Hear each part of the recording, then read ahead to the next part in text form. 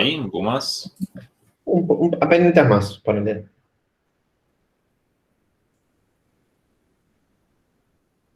Listo.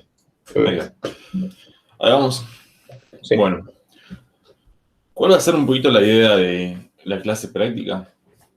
Sería más que nada bajar un poco de código, tratar de ver cómo se implementa esto, tratar de ver un poco más visualmente cómo actúan estas cosas que vimos en la teórica.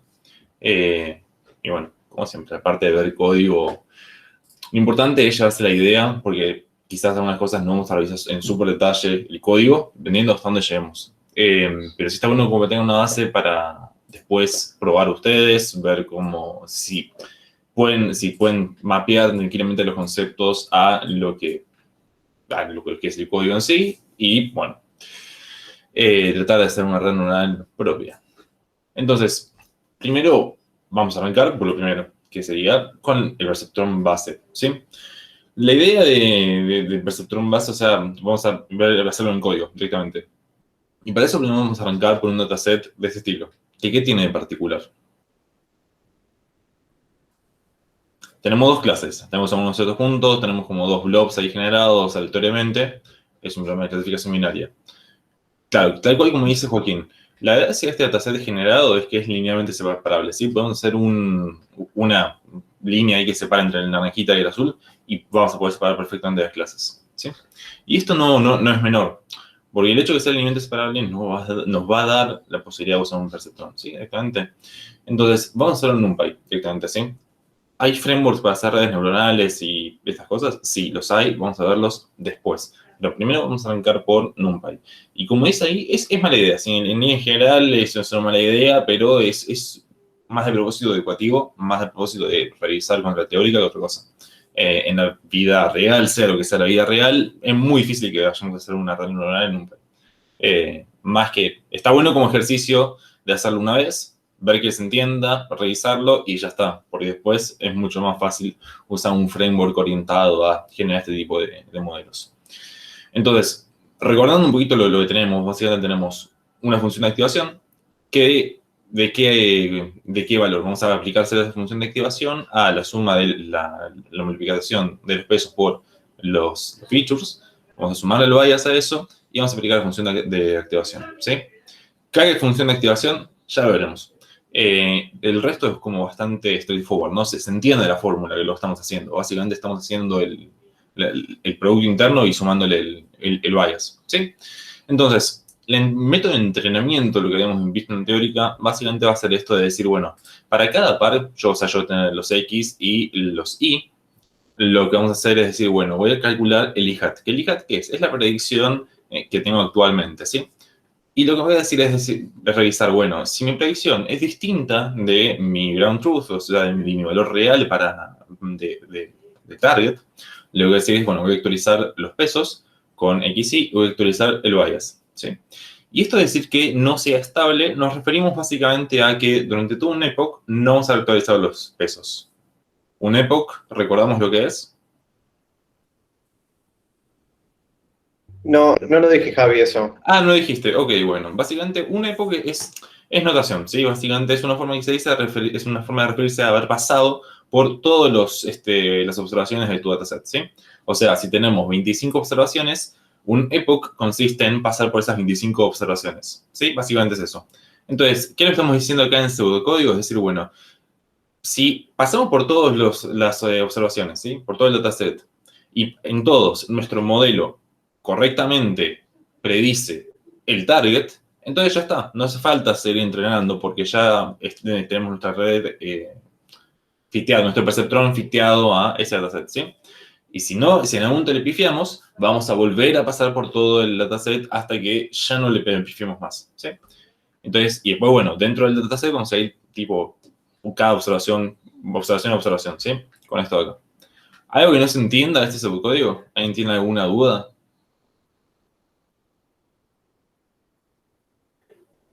Bueno, si nadie dice nada, asumo que no hay dudas. Ahora, ese subcódigo, ¿cómo lo vamos a pasar a código en sí, en NumPy en particular? Primero vamos a decir, bueno, estamos en el primer epoch, ¿sí? O sea, es un tema de llevar la cuenta y saber dónde estamos parados, nada más. Vamos a inicializar nuestro bias en 0. ¿Por qué en 0? Porque sí. Podrían elegir otro número, pero después, bueno, esto eventualmente se debería actualizar. Después vamos a hacer los pesos. Los pesos van a ser un arreglo de 2 ceros, ¿sí? ¿Por qué 2? Porque básicamente nuestro dataset vive en R2. Acá lo podemos ver. La cantidad de features va a ser 2, ¿sí? O sea, este plot de acá, este scatter plot, literalmente está mapeando el dataset, ¿sí? Te está mostrando el dataset, no es una reducción de dimensiones, ni nada parecido. Entonces, lo que vamos a tener es, como fíjense que tenemos los pesos, vamos a tener el selector de pesos va a tener un largo de 2. Después, lo que vamos a usar como función de activación es lo que se llama Heaviside Step, que tiene un nombre muy rimbombante, pero no es otra cosa que decir, bueno, voy a agarrar el máximo entre 0 y el signo. O sea, el signo que es, te va a dar -1 cuando sea negativo, 1 si va a ser positivo. Y el máximo entre 1 y 0 es 1. El máximo entre 0 y -1 es 0. Entonces, ¿qué estamos haciendo? Estamos haciendo una función que básicamente va a ser 0 para todo lo que sea menor o igual a 0 y que va a ser 1 para todo lo que sea mayor a 1, ¿sí? Entonces, es básicamente es un escaloncito que salta en el 0 hacia el 1. Sí, por eso después podemos plotearlo para ver si no les convence. Y después lo que estamos diciendo es, bueno, si quieren lo ploteamos más fácil, antes de seguir hablando. X, np, punto, vamos a hacer un linspace de... A ver, está esto, vamos a ir de -10 a 10 y vamos a hacer ¿cuántos? Número 50, sí, estamos perfectos con eso. Y es igual a, va a ser el heaviside step de X. No, X.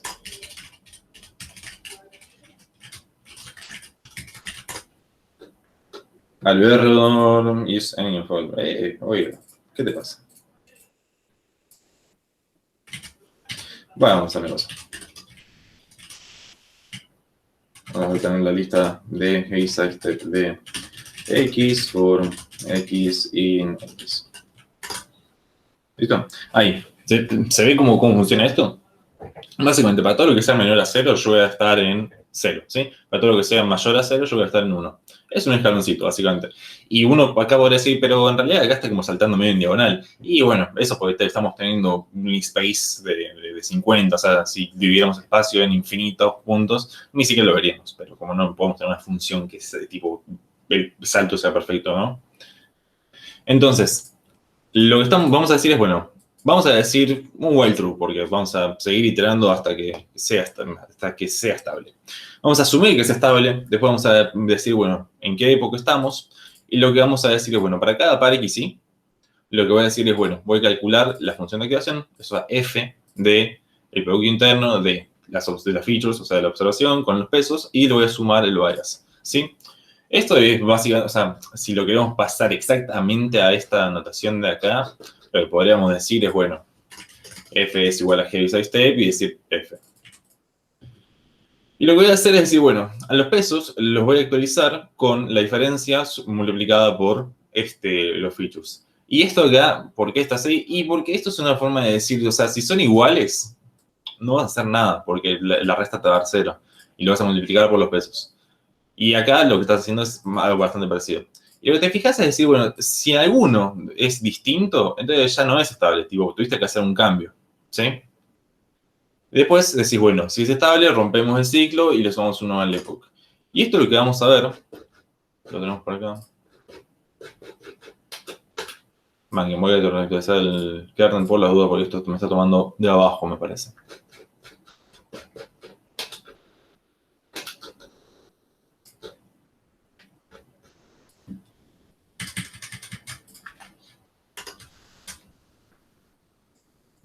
Qué raro esto.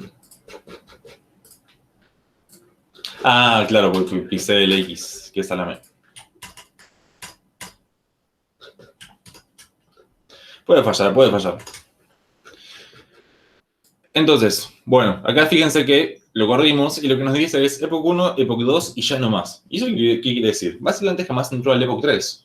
Y eso significa que en el Epoch 2 pasó por todos, no cambió nada, entonces dijo, es estable, así que terminamos. ¿Y eso cuál es el corolario de eso? Encima es que en el Epoch 1 pudimos actualizar los pesos de tal manera que en la siguiente pasada ya no le purificamos a ninguno, ¿sí?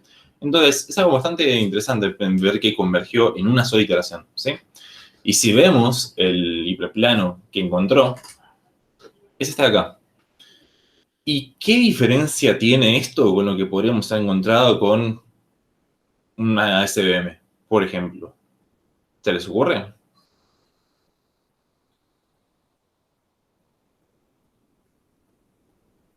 Si quieren abrir el micrófono, también vale, ¿eh? Quizás es medio feo escribirlo. Pero, ¿cuál sería la diferencia grande entre este hiperplano que encontró para separar los puntitos azules y naranjas de lo que podría encontrar una SVM? Ese es uno cualquiera, en cambio SVM encuentra el que divide por la mitad. Claro, exactamente. Eso es algo, sí, perfectamente dicho. Acá fíjense que, por ejemplo, no sé si ven mi cursor, pero abajo, tipo alrededor del 0,0 tenemos un puntito azul y tenemos un puntito naranja.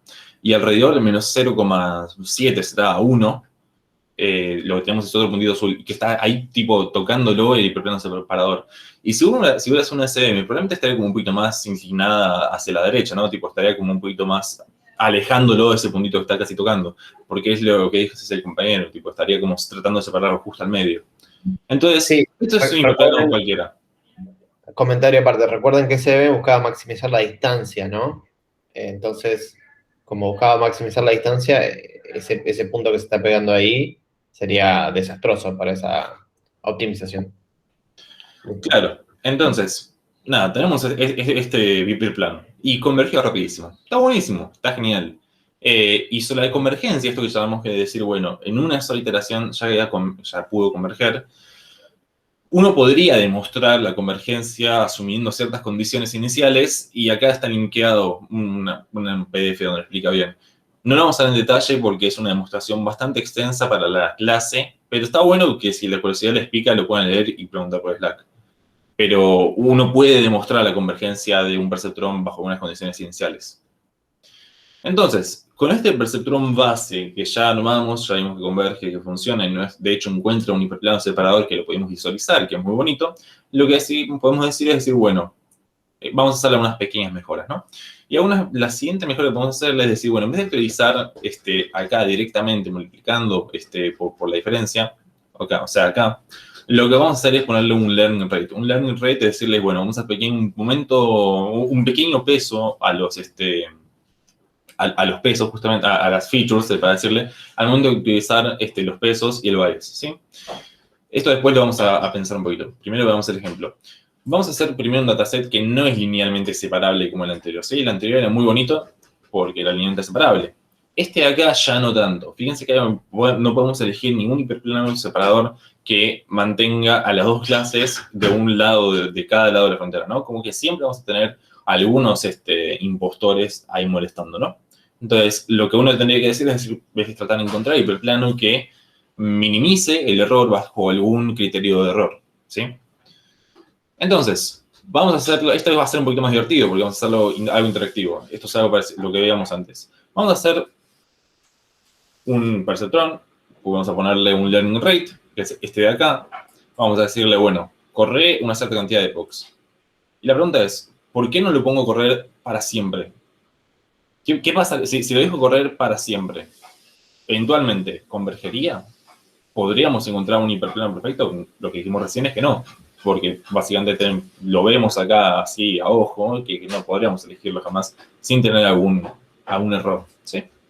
La diferencia en el algoritmo en sí, básicamente, es esto de acá. Fíjense que al momento de actualizar los pesos, le estoy ponderando a los features por este alfa, ¿sí? Por el alfa que es mi learning rate. Nada más. Esa es la única diferencia que hay en cuanto a código.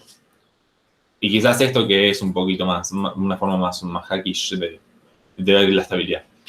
Entonces, vamos a ver esto, lo voy a sacar un poquito de zoom para que se vea todo. Acá. Así, a priori no tenemos nada, ¿sí? Vamos a ir tipo de un cuadrito por vez. Esto es después en el Epoch 2, ¿sí? Lo que ya tenemos acá es un hiperplano que lo separa, ¿sí? Que es el 0,0 más 0,76 por x. Y lo que vemos acá es que nos quedan del otro lado, o sea, tenemos un solo azulcito equivocado, ¿no? Pero tenemos varios naranjas equivocados. Si uno sigue avanzando, como que lo que va tratando es de tirar para acá los naranjitas, ¿no? Y mientras mantiene del otro lado los azules. Pero si le damos play, lo que vamos, no sé si ya se ve bien la animación, ¿no? Con la videollamada, compartiendo pantalla. ¿O salta mucho? Se ve bien. Bien. Bueno, esto es un poquito lo que decíamos antes. Inicialmente tenés un diploma separador, ¿sí? Y vas a tener errores siempre. Entonces, lo que va tratando de ajustar es tener la menor cantidad de error siempre, ¿sí? Y al final, tipo, si se fijan, acá medio que está como que converge algo que casi no se mueve. Entonces, ¿qué nos quedó equivocado? Nos quedaron tipo 3 naranjitas del lado de los azules y nos quedó un azul del lado de los naranjitas.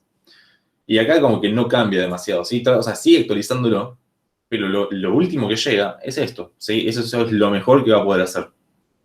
Ahora, ¿qué pasa? Fíjense que ahí como que es bastante estable cómo va la animación. Pero ¿qué pasa si uno le pone un learning rate de 1? ¿Sí? Antes estábamos con uno de 0.001. O sea, vamos a hacer un learning rate 1000 veces mayor.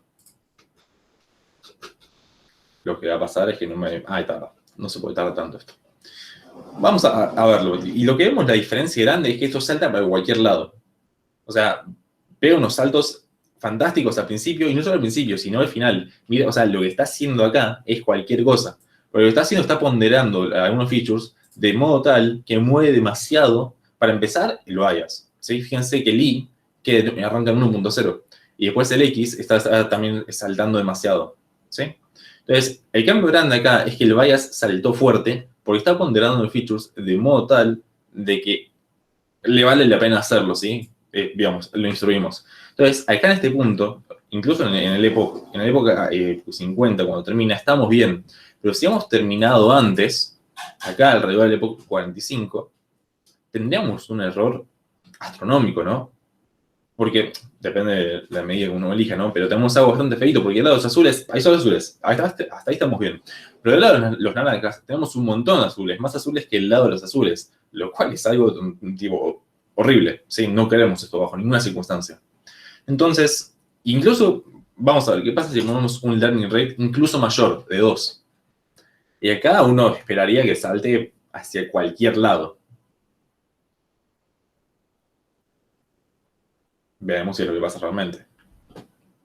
Lucas dice, sí, se nota que empieza a saltar la recta. Sí, tal cual. Va moviendo el bias y se va a cualquier lado. Y acá, tipo, fíjense el baile que pega. A cualquier lado salta. Y fíjense que el cualquier lado que salta es porque el bias está saltando a cualquier lado. Porque estamos teniendo un learning rate tan alto que están moviendo el bias, o sea, ponderado por la observación, y se queda en el 2. Entonces, uno pensaría, bueno, pero ¿cuál es el mejor learning rate? ¿Cuál es la mejor forma de elegir el learning rate? Y esto es una cosa también de parámetros que hay que optimizar, ¿no? Como todo lo que ya hemos visto de evaluación y selección de modelos, acá lo que uno tiene que elegir es un learning rate acorde. En la vida real, trademark, que uno va a elegir, uno en general va a usar un learning rate chico. No es común usar un learning rate altísimo, ¿sí? Depende de la aplicación, pero en general uno va a usar learning rates del orden de con lo que teníamos al principio. Uno puede ser -3, uno puede ser -4, cosas así. ¿Hasta acá alguna duda? ¿Alguna otra cosa que quieran revisar? ¿Alguna animación que quieran chusmear un poco más? ¿Alguna duda?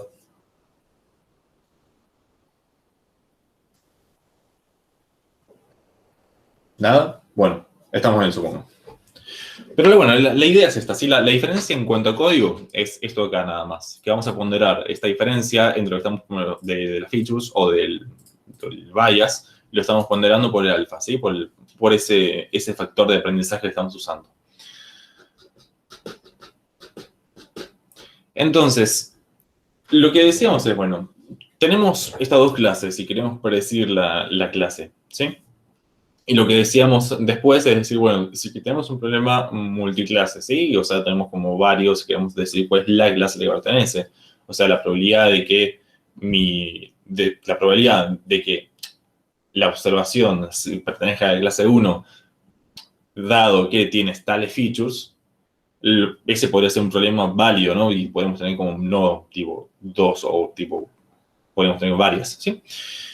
Y Lo otro que vimos es que si tenemos un problema que no es linealmente separable, como el que tenemos al principio, o mejor dicho, como el problema que vimos recién, que no es linealmente separable, podríamos combinar perceptrones mediante funciones de activaciones que tienen que tener la propiedad que fueran no lineales, ¿sí?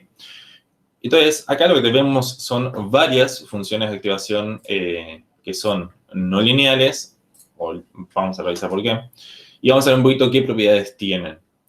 Una propiedad, bueno, la identidad, sí, tenemos esta pequeña cosa que no tiene ninguna gracia revisarla en profundidad, pero lo que vamos a ver es que es cómo funciona esto después. Pero después tenemos, por ejemplo, la escalón. La escalón es la que venimos usando, ¿no? Tipo, es esta heavy side step que se llama en inglés. Que lo que tenemos es, para todo lo que es menor a 0, vamos a ponerle 0, para todo lo que es mayor a 0, vamos a ponerle 1. ¿Sí? Y esto tiene la gracia, que esto sí que no es lineal. ¿Sí? Esto acá estamos saltando tipo de 0 a 1, así tipo de prepo. Otra que es bastante usada, tiene propiedades bastante bonitas, es la tangente hiperbólica. ¿Y qué propiedad tiene interesante esto de acá? Fíjense que igual que el escalón, lo que tenemos es que es como que está acotada, ¿no? Tipo por abajo y por arriba. El escalón está acotada tipo por 0, 1, pero la tangente hiperbólica está acotada por menos 1, 1. ¿Sí? Y a diferencia del escalón que salta así de prepo, o sea, salta de 0 a 1, tipo en un intervalo muy chiquito, así como viene, la tangente hiperbólica es bastante más suave en cómo salta, ¿no? Tipo, porque es alrededor del 0, no es como que se mueve directamente al siguiente valor, sino que es como continua, ¿sí? La otra es bastante discreta, digamos, en los valores que toma. Pero la tangente hiperbólica tiene es suave, digámosle, particularmente alrededor del 0. Y también tiene esta propiedad que está acotada, lo cual es importante. Y otra que van a ver bastante si revisan la literatura o si empiezan a jugar con estas cosas es la que se llama la ReLU, que es la unidad lineal rectificada. Que la definición básicamente es, si es menor a 0 vas a usar 0, pero si es mayor a 0 vas a usar X. ¿Sí? Entonces es como una mezcla bonita de decir, bueno, es como el escalón, pero mezclada con una identidad y una cosa así como medio graciosa, ¿no? Que decís, bueno, ¿por qué si es menor a 0 voy a usar 0? Tiene ciertas propiedades que quizás escapa un poco, está más en alguna demostración un poco más rigurosa de por qué esto es útil. ¿Sí? Esto también tiene algunas pequeñas desventajas y algunas modificaciones que se usa bastante en la ReLU, es lo que se llama la Leaky ReLU, que lo que hace es decir, bueno, si es menor a 0 no voy a usar 0 clavado, sino que voy a usar X multiplicado por 0.000001. Entonces va a ser como una identidad, pero achicada, y va a quedar muy cerca del 0 y va a ir muy, muy despacito. ¿Sí? Y eso evita algunos problemas que pueden surgir cuando tenés redes neuronales con muchísimos parámetros y con un paso de entrenamiento muy grande. Entonces, la idea es esto de decir, bueno, tenemos algunas funciones de identidad. Sabemos que para un problema no linealmente separable, lo que podríamos decir es decir, bueno, junto a varios perceptrones, uso algunas de estas funciones que sean no lineales, vamos a pegar los perceptrones y vamos a esperar que salga todo bien, ¿sí? Entonces, ese esperar que salga todo bien es exactamente lo que vamos a hacer acá. ¿Por qué? Porque ahora tenemos este dataset, que es linealmente separable. ¿Qué opinan? Yo voto por qué no. Lucas vota por qué no. Joaquín vota por qué no. Somos suficientes como para asumir que no. Ahora, uno podría como agarrar una virome en un papel y dibujarle como un cosoide así que lo separe, ¿no? Tipo, como que si uno tiene buen pulso, tiene una virome y un papel, lo puede hacerlo, ¿no? Pero como que esta materia no se trata de dibujar cosoides en papel, sino que de hacer redes neuronales, aproximadamente. Lo que vamos a tratar de hacer es usar estos, ¿sí? Vamos a tratar de encontrar alguna forma de separar esto de la mejor manera posible. ¿Y cómo vamos a hacerlo? Vamos a hacer con un perceptor multicapa, vamos a usar una función de activación no lineal y vamos a pegar los perceptrones para obtener eso, ¿sí? Ahora, hacer eso en NumPy, ya eso sí es bastante un choclazo y es totalmente impráctico hacerlo. No tiene sentido del tipo escribir, o sea, ni para nosotros escribir ese código, ni para ustedes leerlo, ni para la clase sentarse a revisar ese código horrible, ¿sí? Entonces, Para darles un vistazo más de los frameworks que hay, que se usan hoy en día, vamos a usar Keras por un lado y PyTorch por el otro, ¿sí? Como para mostrar los dos grandes competidores que hay hoy en día en la industria, barra academia, barra lo que sea, ¿sí? Si quieren hacer un NumPy como ejercicio para aprenderlo, está buenísimo. Pueden mandarlo después para que lo revisemos si les queda alguna duda. Pero usarlo así, NumPy no es como lo más agradable. Es un choclazo de código para escribirlo. Entonces, vamos a usar Keras, ¿sí? Que para empezar se define como Deep Learning para humanos. ¿Y qué es Deep Learning? Ya lo vamos a ver. Pero es como lo que viene después de revisar toda esta parte de redes neuronales, ¿sí? Y lo que tiene básicamente es una API que la idea es que sea bastante accesible en cuanto a código, ¿sí? Que sea que una persona lo pueda leer. Y un poquito que lo que tiene por atrás son como distintos backends, que lo que te dice, bueno, esto es una API nada más. Es una API linda, es un embellecedor de backends. Que esos backends toma varios, pero el que más se usa, el que está más cercano a Keras en el uso cotidiano es TensorFlow, que es un framework desarrollado por Google que tiene un montón de cosas bonitas, que es como imagínense como un NumPy, pero que puede correr una GPU y que además tiene como un grafo de operaciones que lo va resolviendo de una manera inteligente, ¿sí? Y eso acelera bastante el cómputo y aprovecha un montón de cosas del cálculo. No vamos a revisar TensorFlow bajo nivel, vamos a usar Keras, nos vamos a quedar por ahí. Pero bueno, es bastante usable Keras, bastante accesible. Porque lo que vamos a ver, por ejemplo, acá. Hacemos el import, vamos a decirle, bueno, agarramos una capa de input, como para decirle, bueno, nuestra red, nuestro perceptrón multilayer, va a recibir una entrada de dimensión 2, nada más. Eso lo vamos a pegar a una capa de 32, o sea, de 32 perceptrones, ¿sí? Vamos a poner la activación ReLU. ¿Por qué ReLU? Porque te dijimos que tenía que hacer una activación no lineal, ¿sí? Y la salida va a ser algo de tamaño 1, porque lo que queremos es tipo la probabilidad de clase, básicamente. Entonces, lo que vamos a decir es, bueno, definimos nuestro modelo, que lleva los inputs, o sea, de este input de layer de Keras, a nuestro output, que va a ser esta capa densa de este layer de Keras, ¿sí? Entonces, algo que entra por acá, por INL, y algo que sale por OutL. Ese es nuestro modelo, ¿sí? Y las activaciones son estas. ¿Alguna duda de este snippet en particular? ¿No? Bueno. Ahora, lo siguiente que hay que hacer, o sea, por cómo funciona la API, es compilar el modelo, ¿sí? Que compilar, cuando decís compilar, ¿qué tenés que pasarle? Tenés que pasarle principalmente 3 cosas. Para empezar, un optimizador, ¿sí? Que es el primer parámetro que estamos pasándole ahí. Lo segundo, una función de pérdida. Y después, una métrica. Nuestro optimizador básicamente va a ser la forma de modificar los pesos de nuestro perceptrón multicapa para mejorar la función, ¿sí? Para mejorar nuestro modelo. En la teórica vimos que estábamos usando descenso por gradiente. Y acá estamos usando algo bastante parecido que se llama SGD, que es de descenso estocástico por el gradiente, que básicamente es como descenso por gradiente, pero con un componente estocástico, o sea, básicamente para no quedarte siempre salteando en los mismos lugares, ¿sí? La pérdida, vamos a ver después un poquito qué es, pero básicamente la pérdida, imagínense que es como una forma de indicarle a ese optimizador que también estás parado con tu modelo, ¿sí? Y después vamos a usar métricas para evaluar tipo contra el dataset en sí. O sea, por un lado tenemos evaluar digamos, la optimización de esta red, por otro lado vamos a evaluar contra nuestro dataset, ¿sí? Que nos interesa, por ejemplo, la accuracy. Ahora, ¿cómo se ve esto? O sea, lo vamos a poner un pequeño summary de cómo se ve esto, la entrada. Tipo, tenemos una entrada de 2, esto va para acá, tiene una salida de 32, y esto va para acá, tiene una salida de 1, ¿sí? Entonces, esto acá, o sea, en el fondo hay matrices en el medio multiplicando cosas que después tenemos que ajustarlas con el censo por el gradiente, dependiendo del error que tenemos entre la predicción y lo que es el valor real. Tenemos un learning rate en algún lado que lo que nos dice cómo pesamos ese error.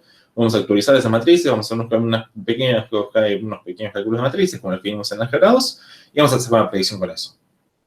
Esa es la idea, tipo, a grandes rasgos. Y muy parecido a lo que hacíamos con scikit-learn, vamos a hacerle un fit, ¿sí? Un fit donde le vamos a decirle, bueno, este modelo que ya lo compilaste, que ya vimos cómo es en líneas generales, lo que vamos a hacerle, bueno, aprender de X, aprender de Y, correr por 500 epochs, vamos a decirle batch size 16, que ahora explicamos qué es. Verbose 0 para que no empiece a escupir un montón de texto de salida.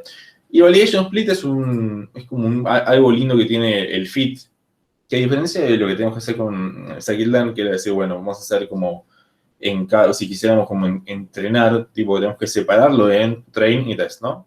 Acá como que tenés que pasar muchas veces por el dataset, que son estos 500 epochs, lo que te deja decir es, bueno, en cada epoch voy a reservar un 30%, o sea, este 0,3, me lo voy a dejar al costadito, voy a entrenar sobre el 70% restante, y voy a evaluar sobre estos 30% las métricas estas que habíamos dicho, ¿sí? Entonces, en cada epoch calcula la accuracy sobre un 30% del dataset, que es random, o sea, lo va chufleando en cada epoch, porque si no es como que siempre se queda con los mismos. Y el batch size, que lo salteamos muy impunemente, básicamente, por un tema de optimizar los cálculos, lo que vos podés decirle es decir, bueno, en vez de ir observación por observación, como hacíamos en nuestro for, vamos a agarrar como de un grupo de 16. Vamos a agarrar 16, entrenar directamente con eso y chao, le mandás. Después agarras otros 16, entrenás con esos y le mandás. Y así. Y esto es una cuestión de optimizar el cálculo, ¿sí? De aprovechar mejor los ciclos de CPU, porque básicamente estás haciendo operaciones, estás aprovechando un poco mejor los cálculos de las matrices. Y después, bueno, lo que vemos justamente es este model 2, ¿sí? Esta pérdida, esta función de pérdida, que es la que le hemos dicho el binary cross entropy, ¿sí? Que lo que nos va diciendo en cada momento es qué también va ajustando. No en cuanto a la métrica, no en cuanto a la accuracy, sino en cuanto a qué tanto va teniendo que ajustar, ¿sí? Entonces, si nos fijamos, en la primera época arranca con una loss muy alta, ¿sí? Y a medida que vamos avanzando, cada vez es más y más chico la loss, lo cual nos indica que estamos yendo bien. Y una cosa que también podemos revisar es cuánto es la pérdida de ese 30% que habíamos separado para validación. Y vemos que van muy juntitos. Si lo que viéramos es que se empiezan a separar, que la pérdida es bajísima, pero la pérdida de validación es altísima, lo que está pasando es que estamos overfiteando, ¿sí? Eso no sé si sabe por qué, pero básicamente lo que estamos haciendo es, estamos entrenando con un grupo, ¿no? Calculamos la pérdida, nos da muy bajito. Agarramos el resto, lo que nos habíamos separado de validación, nos da muy alto. ¿Eso qué significa? Que somos excelentes, tipo contra lo que entrenamos, pero contra lo que dejamos de costadito, somos muy malos. Y eso es un síntoma bastante claro de overfitting, ¿sí? Y después sí vamos a revisar el accuracy, el accuracy que usamos contra ese dataset. Y lo que vemos es, bueno, acá me quedó mal el E-label. Pero lo que vemos es el accuracy con el dataset de validación y con el dataset de entrenamiento. Y a medida que vamos avanzando en los epochs, vemos que va saltando la accuracy, ¿sí? Cada vez vamos mejorando. Y esto es lo que queremos ver. Lo que queremos ver es que a medida que dejamos que siga corriendo, va mejorando. ¿Y podría haber mejorado todavía más y más? Sí, probablemente sí, pero fíjense que cada vez es más lento la ganancia, ¿sí? Entonces, como que ya va a llegar un punto donde va a haber que plancharse y no aprender más que eso. Entonces, una cosa que sí también se ve en el gráfico es que la accuracy de validación arranca arriba de 0.7 y la accuracy de training arranca en 0, que será esto, 45, algo parecido a eso, un poco menos, puede ser 42. Y eso es porque calcula la accuracy de validación después de haber pasado por toda la parte de training, ¿sí? Entonces, como que ahí ya aprendió algo. Entonces ya tiene como algo aprendido. Entonces por eso arranca mucho más arriba. Y lo importante también ver acá es lo mismo que antes. Si nosotros viéramos que son curvas muy diferentes, lo que tenemos que tratar de interpretar es que se está overfiteando, underfiteando, o qué le está pasando exactamente, porque uno quisiera que más o menos generalice bien nuestro modelo, ¿sí? Más allá del ejercicio de clase. Uno lo que quiere ver es que el modelo generalice bien. Entonces, tiene que las curvas sean razonablemente parecidas. Donde dice razonablemente es una función de la curva y de tu ojo, básicamente, no mucho más. ¿De esto alguna duda? Y en el caso que eso pase, ¿qué harías? En caso que eso pase, ¿qué harías? Es una pregunta interesante. Porque uno lo que podrías revisar es, y por parámetros de la red, uno lo sabe de perceptrón multicapa. Uno lo que podría revisar es si no estoy poniéndole tipo demasiados perceptrones uno podría revisar si no me conviene usar otra función de activación. O sea, en líneas generales lo que tenés que revisar ahí es un poco cómo armaste tu perceptrón, ¿sí? Tipo, qué son las funciones que estás armando. O sea, por ejemplo, acá habíamos dicho que habíamos pegado 32 perceptrones. Quizás los teníamos usado mucho menos, quizás mucho más. Quizás en vez de entrenar por 500 epochs, tenían que entrenar por 500.000. No sé. Quizás usar el batch size fue una terriblemente mala idea y tendría que haber entrenado tipo yendo uno por uno. Entonces, si te fijas un poquito acá, hay como un montón de partes móviles que uno las toma como por decisión, ¿sí? El batch size, la cantidad de epochs, el espíritu de validación, quizás es demasiado, no tiene para aprender si tu dataset es muy chico. Uno que podría decir es, bueno, tipo, yo pegué 22, tendré que haber pegado 128. No lo sé. En vez de usar ReLU, tendré que haber usado Liquid ReLU, tendré que haber usado otra de las funciones que hacen bien, tendré que haber usado la tangente hiperbólica. Y son cosas que uno puede ir revisando. Tipo, ¿qué pasa si pongo acá tangente hiperbólica? Compile, summary, bla, bla, bla. Vamos a fitear, vamos a ver cómo da esto. Entonces, como que si llegara a fallar, lo que uno tendría que revisar es exactamente por qué falló. O sea, más que revisar por qué falló, sería ideal, pero si no, uno puede revisar es si no hay alguna de todas esas partes móviles que fuimos metiendo que pueda ajustar más acorde a tu problema, más acorde a tu dataset. ¿Sí? Fíjate acá, por ejemplo, la loss, si no me equivoco, es un poco más chica que la teníamos antes. ¿Sí? Y la cura, sí, como que está ahí, creo que es un poco más baja que la anterior. Pasa que la otra estaba muy cerca, tenía como el 1 ahí marcado, entonces como no se veía bien. Entonces, ¿es mejor esto que lo otro? No lo sé, como que habría que compararlo, pero a ojo yo diría que son prácticamente iguales. Entonces, si llegara a fallar, o si llegamos a tener curvas muy, o sea, por ejemplo acá, al principio, en el AirPods 100, antes del 200, ¿no? Que tenemos como curvas muy separadas. O sea, la accuracy de validación es mucho más alto que la accuracy de entrenamiento. Y uno tendría que revisar todas esas partes móviles y tratar de encontrar la mejor combinación de esos hiperparámetros. O sea, están como desparramados por ahí, pero seguimos teniendo hiperparámetros. No, de nada, Lucas. Sí, o sea, quizás son muchas cosas, pero por eso la idea es que está bueno que pregunten y saquen las dudas. O sea, el corolario de un poco de esto de recién es que, por más que estén desparramados por muchos lados, seguís teniendo hiperparámetros y tenés que revisarlos a tu problema. Quizás tenés que revisarlos o saber cuáles son los hiperparámetros que corresponde cambiar. ¿Sí? Y un poquito acá, esta es la visualización de lo que genera. Mauricio pregunta, no me quedó claro si para si está overfiteando tienen que estar juntas o separadas las curvas. Ok, ahí, acá, si están juntas, básicamente estás bien. ¿Sí? Si van funcionando parecidos, también. Ahora, si viéramos que, por ejemplo, la loss de entrenamiento está bajísima y viéramos que consistentemente la loss de validación está muy por arriba, imagínate como que quede planchada en 0.4, que oscile alrededor de 0.4 y la otra siga bajando, ahí tenés un caso de overfitting. Porque ahí lo que estás diciendo es, bueno, yo cuando entreno, o sea, con mi parte del dataset de entrenamiento, estoy pipí cucú, digo, les pego todo perfecto. Pero cuando voy a cosas con las que no vi, con las que no entrené, ahí estoy haciendo cualquiera. Entonces, eso es overfitting, sí, básicamente. También podría pasar que estoy haciendo underfitting y tipo que lo que me quedan son curvas como que van cambiando muy fuerte, ¿sí? Y una cosa que también podrían ver con datasets no sintéticos, con datasets un poco más reales, digámosle, es que puede que haya un punto donde la pérdida de training siga bajando, mientras que la de validación se queda, ¿sí? Se queda planchada. Entonces, en ese punto es cuando, a partir de ese punto, de ese epoch, es cuando empieza a overfitear, ¿sí? Porque quizás tu pérdida se mantiene, la validación se mantiene constante, se queda ahí, tipo, sin cambiar, y la otra sigue bajando. Y porque, claro, tipo, estás como súper memorizándote lo que viste para entrenar, y todo lo que sea nuevo, no sabés qué hacer, o seguís haciendo lo mismo de antes, tipo, seguís adivinando lo mejor que puedes adivinar. Entonces, ahí estás empezando a overfitear. ¿Quedó claro, Sol? Buenísimo. Entonces, bueno, esto es un poquito cómo se ve el espacio separado por la red. Esto es un poco grande porque básicamente estamos haciendo como una pequeña grilla y prediciendo para toda la grilla. Pero básicamente lo que tenemos acá son unas pequeñas curvas de nivel, las predicciones, donde decimos, bueno, tenemos como en lo blanco es como la línea de separación. Y tenemos por un lado los rojitos barra naranjitas y por otro lado los azules barra celestitos.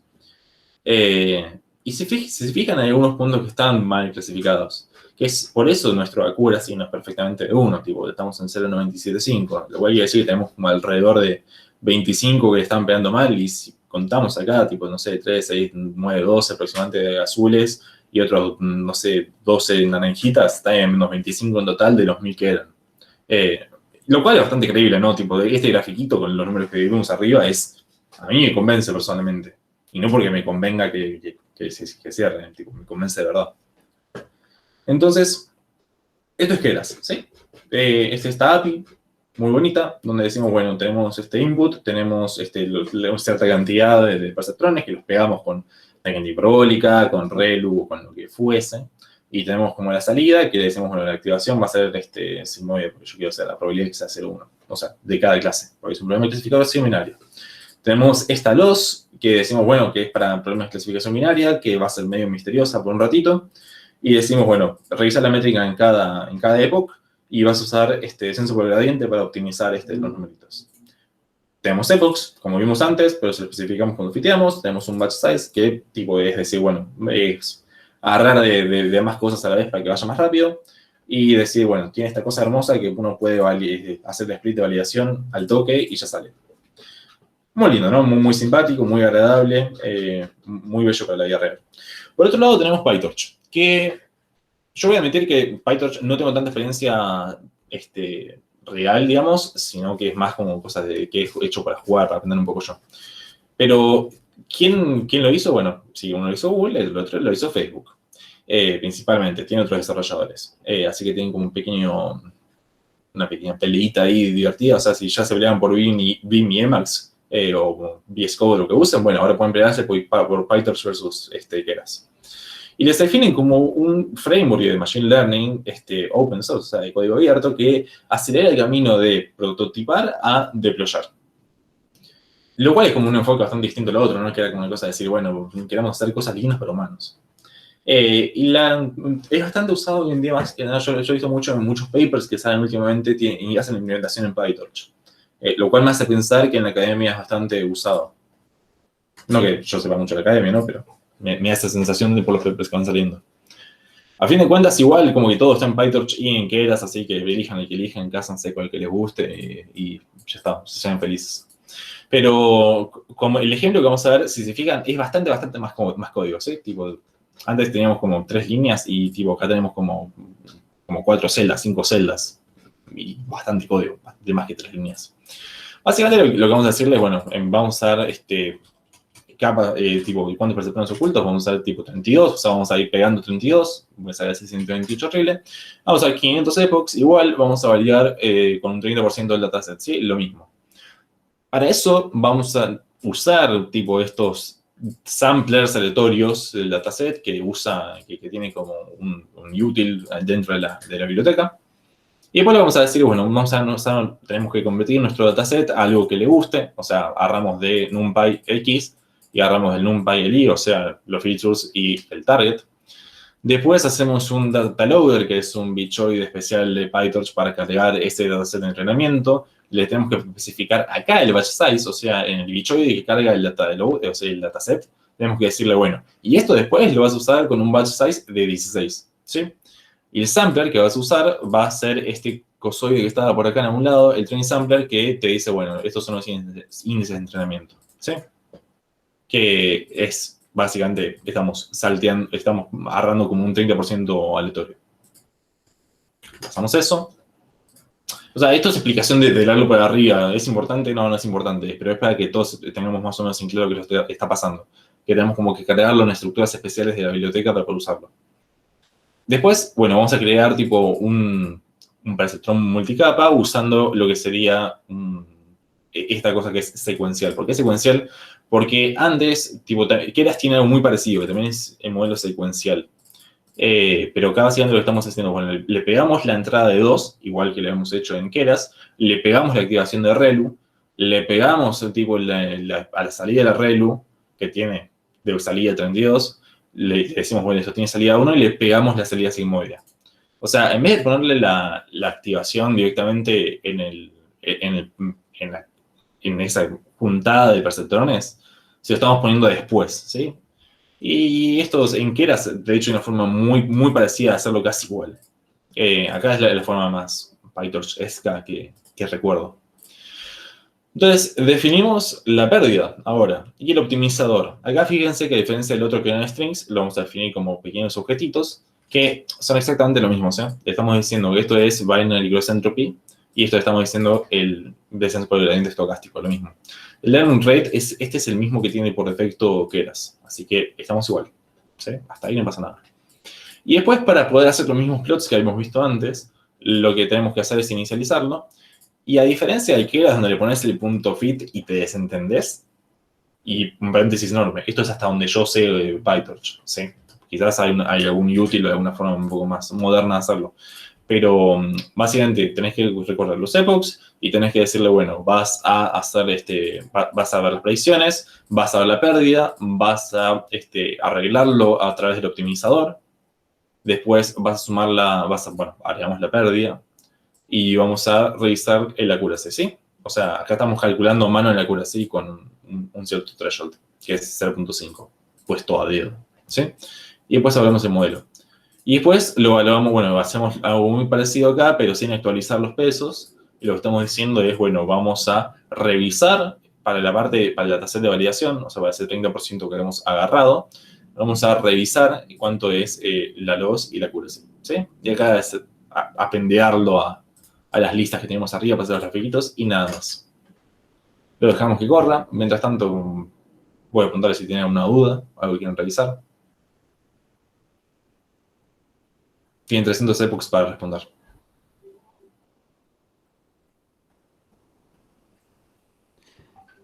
¿Hay algún lugar donde haya recomendaciones en cuanto a la profundidad de la red o la cantidad de neuronas? Qué pregunta difícil. Sí, o sea, sí, las hay. Y hay algunas reglas. Hay algunas reglas que podés seguir. Pero la realidad es que vas a tener que probar un poco también. Hay unas reglas como decir, bueno, o sea, si vos tenés un problema de invención 2, probablemente si pones tipo 2 perceptrones, como no vas a hacer nada con eso. Si vos le pones 100.000, quizás estás exagerando un poco y tendrías que bajarlo un toque. Y así como que hay algunos lineamientos generales. Y depende un poco de tu dataset. Acá estamos con un dataset medio de juguete, así que como que cualquier recomendación es como medio. Y de hecho, una pregunta que podrías hacerme muy válida es tipo, ¿y cuando estás haciendo un notebook para dar clase, por qué elegiste 32? Y yo te podría decir, es una pregunta muy válida. Y la verdad te voy a decir porque es el que me dio mejorcito sin que se vaya al demonio el tiempo de entrenamiento.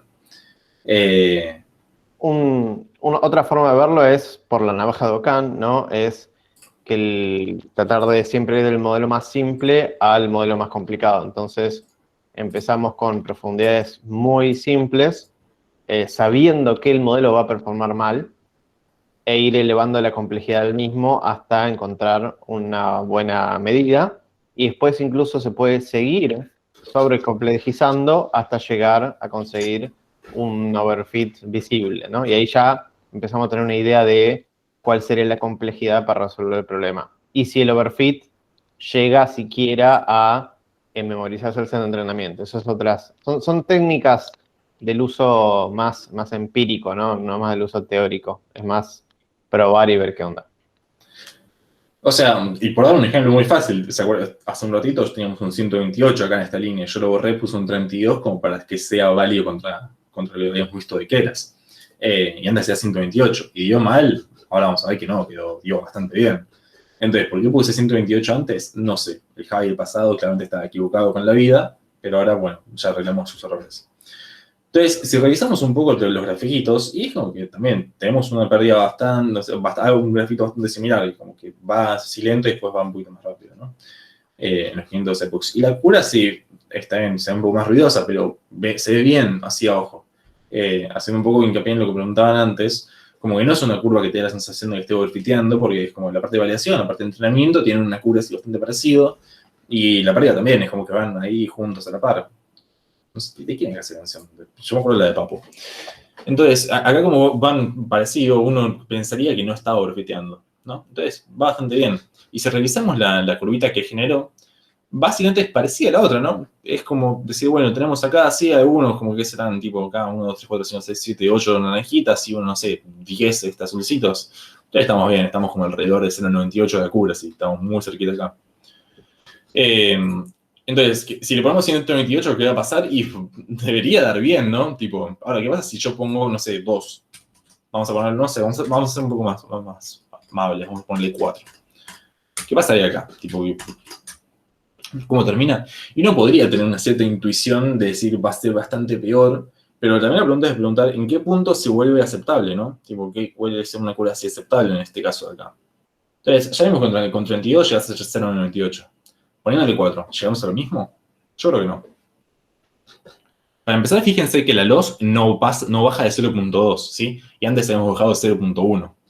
Así que acá claramente va a ser peor. Y acá fíjense qué cosa más simpática que estamos viendo. Para empezar, tenemos acá una cosa increíble alrededor del Epoch 5 que tipo empeora el accuracy. O sea, nuestro modelo no solo no está aprendiendo, sino que al principio está haciéndose cada vez peor. Y después, una cosa que vemos muy simpática alrededor del Epoch, que será esto, el 25, el 20, es que se separan bastante las curvitas. Esto es un claro caso de, cuando ustedes lo dicen, un caso de overfitting. Bien, perfecto. Lucas se ganó un chocolate que después claramente no vamos a entregar porque no sabemos cómo entregarlo sin ser creepies. Entonces, acá, ¿por qué overfitting? ¿Por qué valida la respuesta? Porque básicamente te estamos diciendo, bueno, para la parte de training somos mucho mejores que para la parte de validación, ¿sí? Fíjense, o sea, tenemos mucho mejor accuracy para la parte con la que entrenamos que para la parte con la que estamos validando. Entonces, es como decir, claro, sí, ¿qué digo? Si te estás memorizando con lo que entrenás, obvio que vas a tener mejor accuracy. Digo, obvio, qué modelo inteligente que sos. Y si vemos acá, oh, qué sorpresa, ¿qué está pasando acá? Nuestra curva ya no es tan piola, ¿no? Pues tenemos como que está salteando en algunos pocos puntos, nada más, ¿sí? Como que no tenemos la libertad, si queremos tener un poco de intuición, con solamente 4 perceptrones no tenemos la expresividad para generar esta curvita así como hecha a manopla, así como bonita, así que va saltando. Ahora, yo le podría poner también, en vez de como había puesto antes, 128, así, tipo exagero, vamos a poner, no sé, 1024. ¿Y esto va a ser bueno? Sí, va a ser bueno, pero ya el de 32 era suficientemente bueno. ¿Tiene sentido usar 1024? Probablemente no, porque esto para empezar va a ir más lento, va a ser un modelo más grande, vas a tener más perceptrones en medio para optimizar. Entonces, eso es a lo que se refiere Jorge con decir la navaja de Occam. Tipo, vos tenés un modelo suficientemente simple que tiene 32 perceptrones, 32 neuronas, ¿por qué vas a usarlo en 1024? O sea, está bien, va a dar mejor probablemente, pero tanto mejor, no sé, porque además, fíjense que acá a partir del Epoch, no sé, 180, también empieza a overfitear un poquitín, ¿no? Entonces revisamos acá, y fíjense, esto es la parte de expresividad. Digo, fíjense que esta curva es muchísimo más suave que la que teníamos con 32. Ahora, ¿cuál es el riesgo de esto? Y tenés como algunos problemitas que si te cae una naranja muy cerca de esta punta de acá, como este que está acá escapándose, te hace problemas. Entonces, ¿cómo elegir la cantidad de neuronas? Es una función un poco de tu problema, es una función o sea, el dataset, y es una función de tu sentido común. Y es una función también de revisar, bueno, si yo tengo una aproximación razonable, pensar si te conviene complejizarla demasiado como para agregarle muchísimas neuronas más. ¿Alguna, no sé, responde tu pregunta o es demasiado por arriba esto? Y mazo. Lo que pasa es que después tenés que empezar a pensar con qué feature te quedás y son un montón de pruebas que... Eso sí, sí. Por eso digo, vas a encontrar algunas que te dicen, bueno, recomendamos usar, no sé, log 2 de la cantidad de features. Y esto además puede ser un poco más complicado. O sea, cuando empezás a meter como muchas más capas. Entonces, como que no hay una respuesta universal, pero sí tenés como algunas aproximaciones que son más más de probar o de usar cosas que sepas que existen. Y también es un poco de conocer, o sea, está bien, esto acá no es linealmente separable, pero también es una curvita. Una cosa es que no sea linealmente separable porque, no sé, son como que te diga naranja, azul, naranja, y otra cosa es porque sea así. Entonces, es un poco una función del dataset. O sea, la realidad es que no hay una respuesta universal para eso, pero sí algunas aproximaciones. También se usa, no sé, 2 a la cantidad de features, log de la cantidad de features, dependiendo de cómo sean tus features o de la cantidad. Y también es una función de, bueno, o sea, yo tengo una cierta capacidad de cómputo, yo tengo una restricción quizás de tiempo, o de memoria, o no sé, de alguna otra cosa. Y dice, bueno, yo tengo que tener eso en cuenta. Pues yo también podría quizás acá ponerle un, no sé, 2 a la 32 perceptrones tipo neuronas en medio, y uno podría decir, bueno, sí, eso va a ser increíblemente bueno, pero no, o sea, podría estar toda la clase para hacer un epoch, quizás. Entonces, como tenés que tener todas esas cosas en consideración, como cualquier problema más o menos grande de ingeniería, ¿no? Entonces, ahora llegó un poquito el momento de sacarle esa capa de misterio al binary cross-entropy que hemos visto antes. Ese que hemos, tipo, de dicho, lo vamos a saltear, vamos a asumir que esto sirve y funciona. Y es esto que hemos dicho de las funciones de pérdida, ¿sí? Que las funciones de pérdida son, o sea, en líneas generales, son funciones que van de una observación del ground truth y una predicción a un número real, ¿sí? Y lo que está, o sea, como lo estás tratando en forma vectorial, es como la sumatoria o el promedio de todos los pares de ground truth y predicción, ¿sí? Entonces, pero lo importante es que la salida eso es un número. O sea, lo que vos querés tratar de hacer es minimizar ese error, ¿sí? Ese costo, esa pérdida.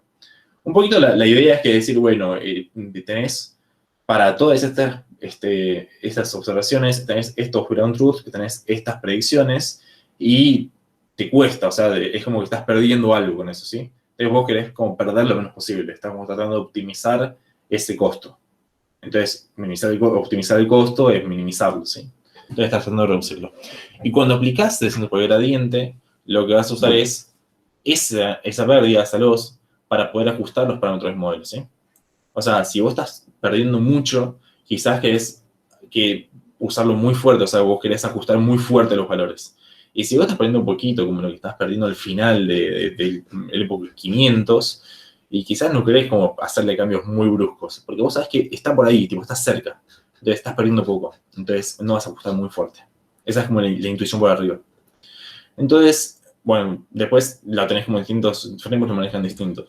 En Python lo usamos como un objeto, en Keras te permite pasar un string y va a instanciar internamente un objeto, pero también te lo deja elegir. Y también tiene algunos parámetros, quizás esas funciones de pérdida. Entonces, algunas que van a ver, o sea, bueno, algunas que está bueno que sepan porque funcionan para distinta variedad de problemas, o sea, como que hay unos problemas que tienen como ciertas funciones de pérdida, no como que puede usar cualquiera en cualquier lado, son, para la parte de clasificación, primero es la cross-entropy, la binary cross-entropy, ¿sí? Que es un problema de clasificación binario. Y cuando es un problema multiclase, tenés como una generalización que es básicamente la categorical cross-entropy, ¿sí? Y si no es multilevel, se puede simplificar la expresión, ¿sí? O sea, la que cuenta de acá de la parte categorical es la segunda. Porque, ¿qué significa que sea multilevel? Imagínense, yo tengo 5 clases, ¿sí?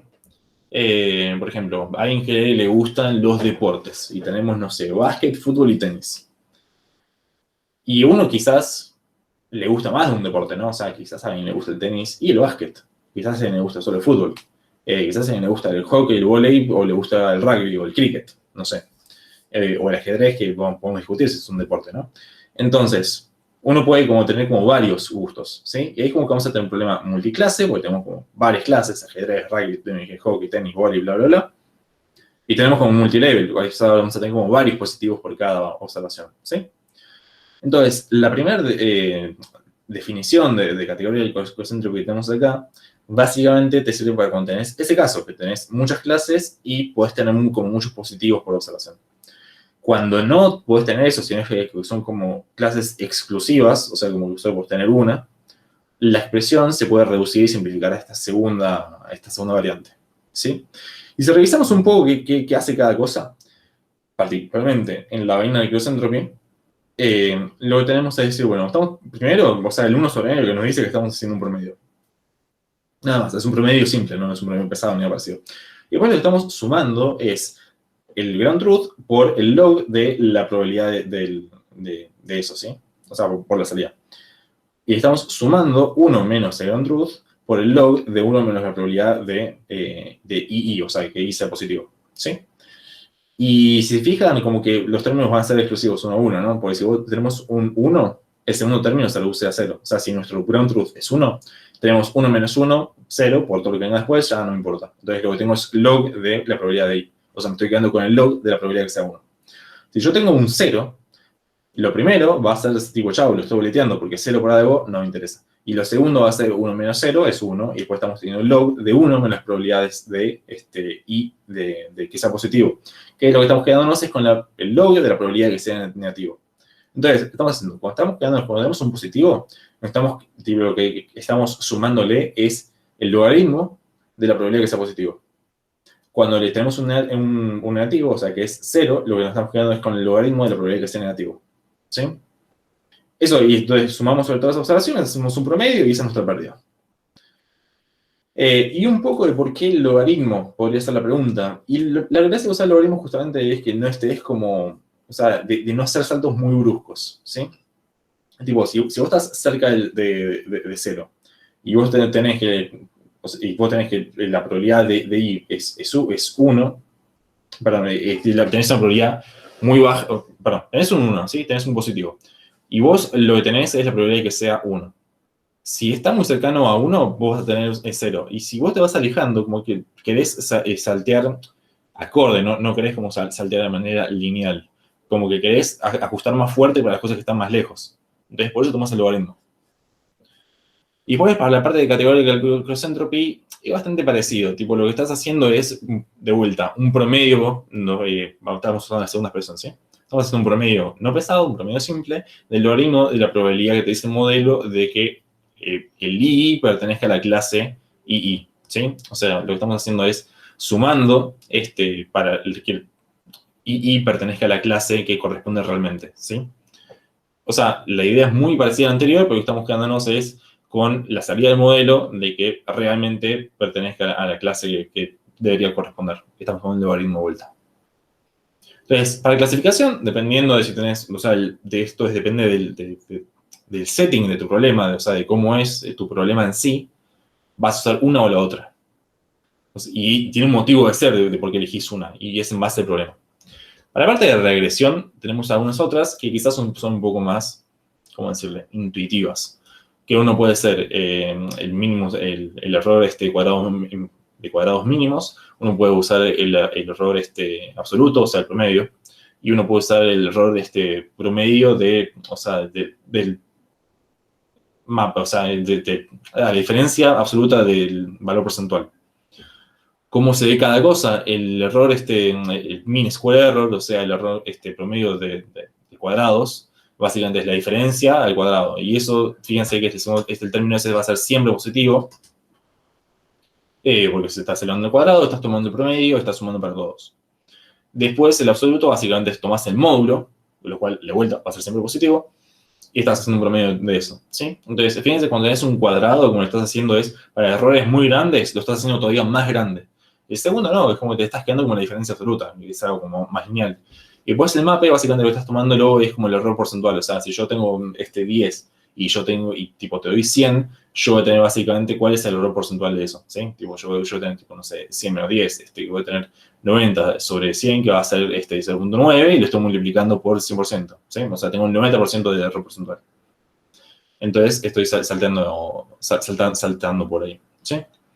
Y esto, ¿cómo se elige cada una? Y como que tendrías que probar o tendrías que conocer, en realidad tendrías que conocer un poco el setting de tu problema de vuelta, o sea, entender qué es lo que estás tratando de penalizar y cuál es el error que estás tratando de mejorar. Vos querés penalizar muchos errores muy grandes y quizás usar MCE. Vos querés que todo esté más o menos cerca, o sea, que no te da, o sea, te da igual como que los errores diferencias a lo largo de todo tu dataset, y bueno, usar MAE, ¿sí? Entonces, nada, tenés que conocer un poquito hacia dónde estás pasando. Y otro de los parámetros que habíamos tirado así como medio por arriba es la parte de optimizadores, que dijimos, bueno, estamos usando descenso por gradiente. Y una pregunta que puede surgir cuando decís, estamos usando esto de prepo, porque sí, ¿hay otros? ¿Y por qué usaría descenso por gradiente si hay otros? Y hay otros. Ahora, quizás hacerle las cuentas, o sea, para hacer el seguimiento, para la parte más educativa, la parte más de entender el modelo en sí, no vale la pena usarlos. Pero sí hay varios. Algunos muy comunes son, por ejemplo, Adam. Es uno que creo que es el que más he usado y de los que mejor he visto que anda. Pero básicamente lo que podemos pasar es decir, bueno, en vez de usar descenso por gradiente, usate otro optimizador. Y distintos optimizadores van a ajustar los pesos de maneras distintas. No vamos a indagar mucho en esto, pero hay bibliografía de esto recomendada como para revisarlo. Si quieren entender cómo funcionan unos otros optimizadores. Lo importante y el que tiene que saber cómo funciona es descenso por gradiente. Básicamente eso. ¿Alguna duda de toda esta última parte de función de activación o de optimizadores o de cómo funcionan estas formulillas o por qué usaré cada uno?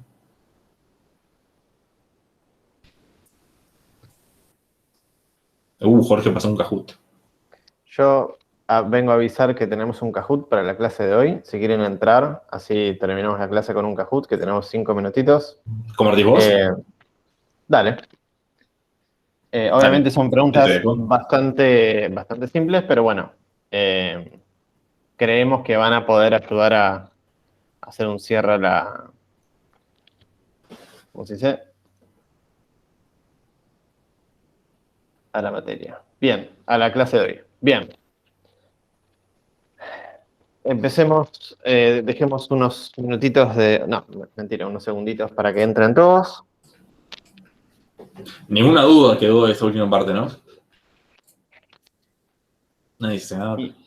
No, y si quedó, también las podemos responder después del Kahoot, cero drama. No hay... No, yo puedo decir alguna duda para que tenga. Ah, sí.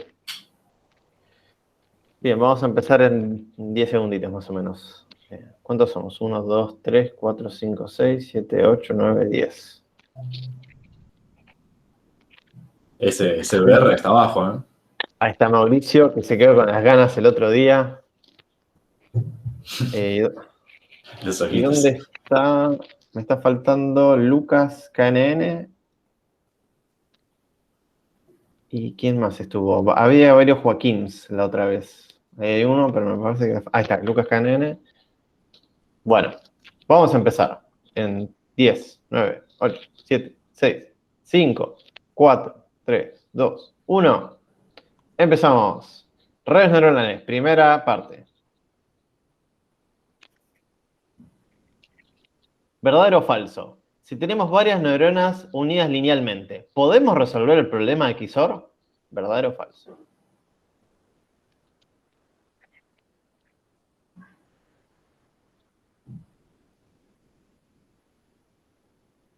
Ah, Dios mío. Tenemos 9 que dijeron correctamente falso y 5 que dijeron verdadero. Recuerden que el problema de XOR no era linealmente separable, ¿sí? De hecho, lo deberíamos ver acá. ¿Dónde estás? El tema que dijiste neurona, no perceptrón.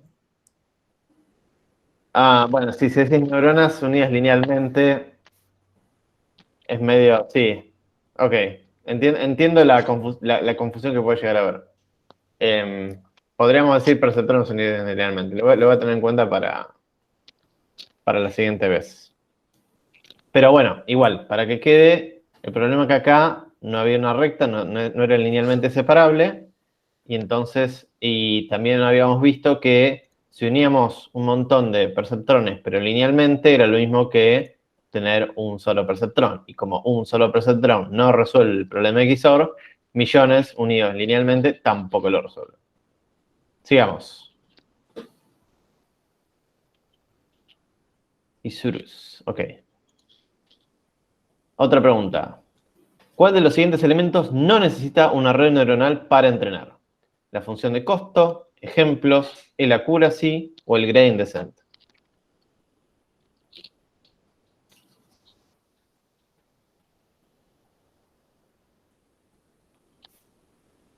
Podríamos poner musiquita. No sé si les llega a ustedes. Pero me pone re nerviosa la música. Bien, la respuesta es, el accuracy no lo necesitamos para entrenar una red. Es como luego de que la red se entrenó podemos medir el accuracy de la misma, pero no forma parte del entrenamiento propio de la red. Y eso lo podemos ver cuando habíamos entrenado, por ejemplo, el perceptrón a mano. En ningún lado teníamos accuracy. Pero sí teníamos una forma de actualizar los pesos, ¿sí? O sea, el descenso por el gradiente, entre comillas. Pero no, en ningún momento habíamos medido la accuracy. E incluso, si revisamos el notebook y le ponemos en Keras, tipo, no le pasamos accuracy, no lo va a medir. Pero sigue teniendo que usar el descenso por el gradiente para optimizar los valores. Lo mismo en PyTorch. Podemos no medir la accuracy. O sea, la accuracy recuerden que la medíamos a mano porque lo queríamos hacer grafiquito nada más. Pero no era algo necesario para entrenar. Fuera de eso, todo modelo, ¿no? Luego de ser entrenado, ya sea cual fuera, ya sea si es una red neuronal, ya sea si es un KNN, ya sea cualquier modelo, se mide luego con los métodos tradicionales, accuracy, precision, recall. Todo eso sigue súper más que valiendo. Pero en el entrenamiento de una red neuronal no se usa la accuracy. Perfecto. Siguiente pregunta. Bueno, a ver cómo vamos. Mr. X está arriba, Mauricio también está ahí, no quiere salir del podio. Muy bien. ¿Verdadero o falso? ¿El conjunto de llegado o el codominio de la función sigmodia va de -1 a 1? Y acá tenemos la fotito, si alguien la quiere ver. Veo que la fotito ya delata bastante, pero bueno.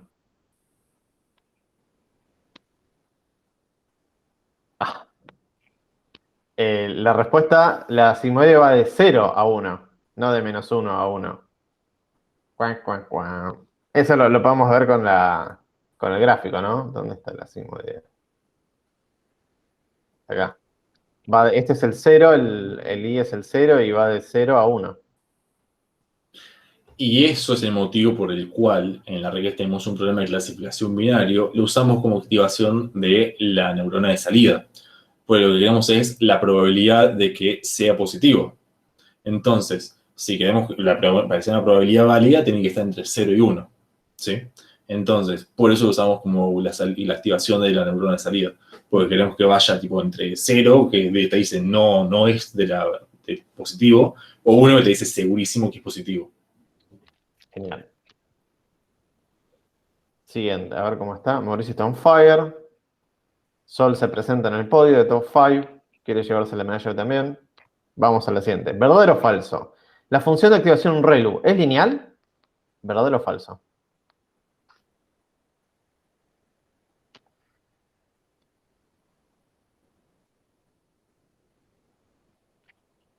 Opa, tenemos 5 que dijeron que la ReLU era lineal. La ReLU no es lineal. Fin. No hay una recta que podamos usar para mapear la ReLU entera. Lineal era, por ejemplo, la función identidad, que era el primero que dijimos, tipo, sí, bueno, esta sí es lineal y tipo se ve porque es una rayita. Y la otra, recuerden que para cualquier valor por debajo de 0, te lo clava en 0. Entonces no es lineal. Bien, siguiente. Sol está en el segundo, quiere llevarse esa medalla. Bien, ¿verdadero o falso? Una neurona puede tener una función de activación lineal dependiendo de la implementación.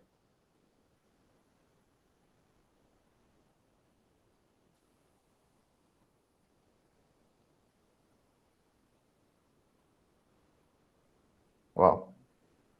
Habíamos dicho por definición dentro de la cátedra, el Pokémon, neurona, activación no lineal. Entonces, esto sería falso, ¿no? Una neurona puede tener una función de activación lineal, no, porque como definimos nosotros la neurona no puede tener una función de activación lineal. Igual esto se contradice con la primera pregunta, así que voy a cambiar la primera pregunta a Perceptron. Vamos a poner ahora acá.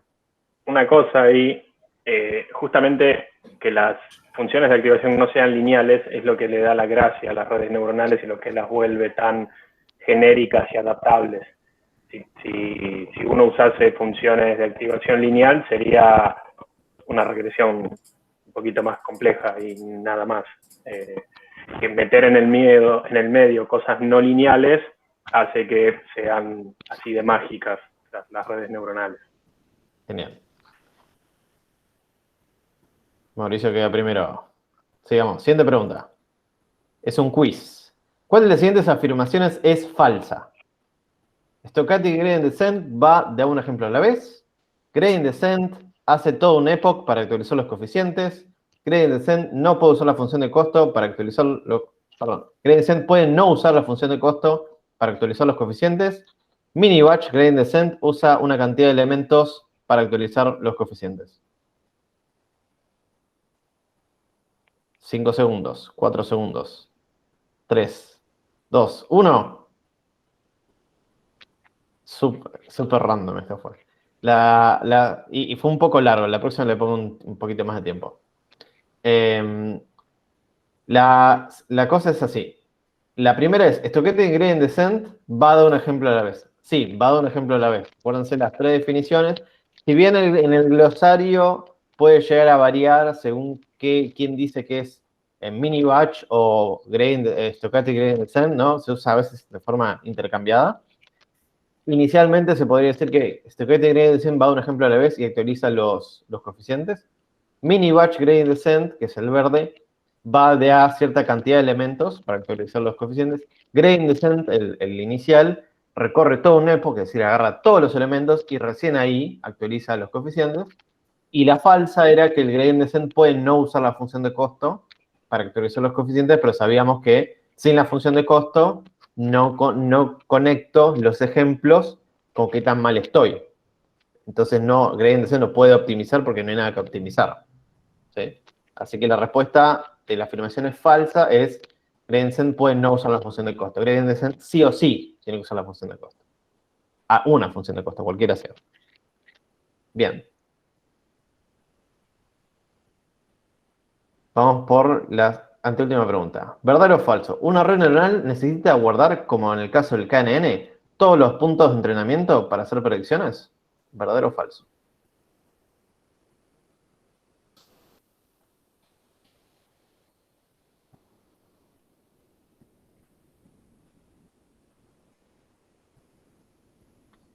La respuesta es falso, ¿no? En el caso del KNN, el entrenamiento que no era entrenamiento era, me quedo con todos los datos y a la hora de preguntar, hago los cabecinos, ¿sí? Y en el caso de la red neuronal, lo único que se queda en memoria son los coeficientes ajustados a los ejemplos, pero no se guarda los ejemplos, ¿sí? Solo tiene los coeficientes. Así que no guarda ningún elemento. Bien, vamos por la última pregunta. Es un quiz. A la encuesta de la clase. A, digo que la completé, pero no lo hago. B, dejo que la otra mitad de la clase decida mi futuro. C, tomo las riendas y doy feedback constructivo. D, nadie me entiende, soy un incomprendido o incomprendida de la sociedad. Perfecto, me gustó. Cero error. Ok. Vamos a los ganadores de esta noche. Son... Tercer puesto. Martu, felicitaciones. Segundo puesto, Mr. X, qué misterioso. Y el ganador o ganadora es Mauricio, ya tenía unas ganas Mauricio de ganar. Muy bien, congratulations. Buen trabajo. Y para que les diga buen trabajo, tienen que completar, ya que dijeron tantas veces esto, completen la encuesta.